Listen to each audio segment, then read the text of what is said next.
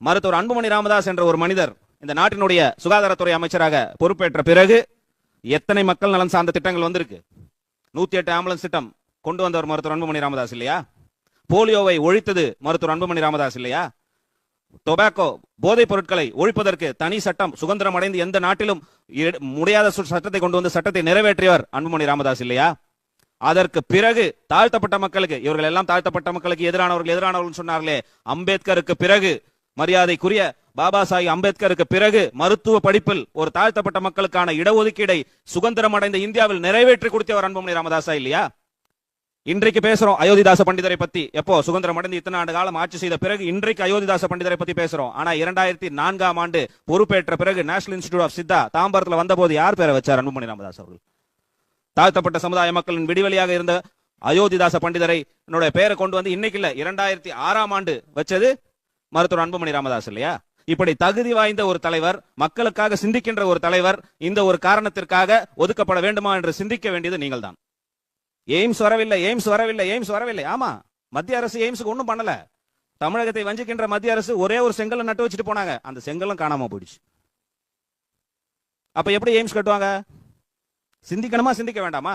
வாக்குறுதிகளை நிறைவேற்ற வாக்குறுதிகளை நீங்க ஏன் கொடுக்குறீங்கன்னு தானே கேட்கிறோம். கேட்டா நிதி இல்ல. ஒரு சாதாரண விஷயம், இங்க படித்த மாணவர்கள் இத்தனை பேர் இருக்கிறீங்க, சிந்திக்கணுமா சிந்திக்க வேண்டாமா? நான் சட்டமன்ற உறுப்பினராக இருந்தவன்.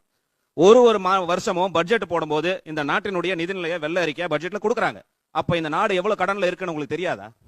இதையெல்லாம் அனலைஸ் பண்ணி தானே நீங்க உங்களுடைய தேர்தல் அறிக்கையை கொடுக்கணும். கொடுக்கணுமா கொடுக்க கூடாதா? தேர்தல் அறிக்கையை நம்ம எல்லாமே கொடுத்துட்டு ஏன் தேர்தல் அறிக்கை நிறைவேற்றலன்னா நிதி இல்லைன்னு உங்களுக்கு அப்பதான் தெரியுமா? அன்வர் ராஜா சார் சொன்னார், மண்டல் கமிஷனுடைய அறிக்கை வந்த பிறகு மண்டல் கமிஷனுடைய ஓபிசி ரிசர்வேஷன் மத்திய அரசுல கொடுக்கல, ரயில்வேல இல்ல, போஸ்ட் ஆபீஸ்ல இல்ல, உண்மையிலே இல்ல. அதை கொண்டு வர வச்சது யார்?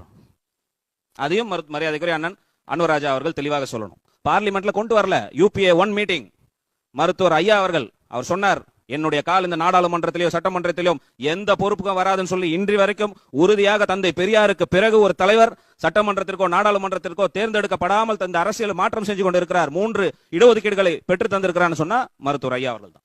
இதையெல்லாம் சிந்தித்துதான் நாங்கள் சொல்கிறோம், வாக்கு வங்கி என்பது அடிப்படையில் இருக்கக்கூடிய ஒரு விஷயம். வாக்கு வங்கியை மரியாதைக்குரிய பீட்டர் அல்போன்ஸ் அண்ணன் சொன்ன மாதிரி அதை உறுதி செய்வது எது என்றால் செயல்பாடுகள் தான். அந்த செயல்பாடுகள்ல தவறும் பொழுது வாக்கு வங்கி குறையும். அன்றிலிருந்து இன்று வரைக்கும் பாட்டாளி மக்கள் கட்சியுடைய வாக்கு வங்கி வளர்ச்சி பாதையில இருக்குதுன்னு சொன்னா நாங்க சரியான பாதையில தான் செயல்பட்டு இருக்கிறோம். எங்கள் மீது பூசுகின்ற சாயம் எல்லாம் கூடிய சீக்கிரத்துல வெளுக்கும். எங்களுடைய வெற்றியை நீங்களும் பார்க்க தான் போகிறீர்கள். தமிழ்நாடு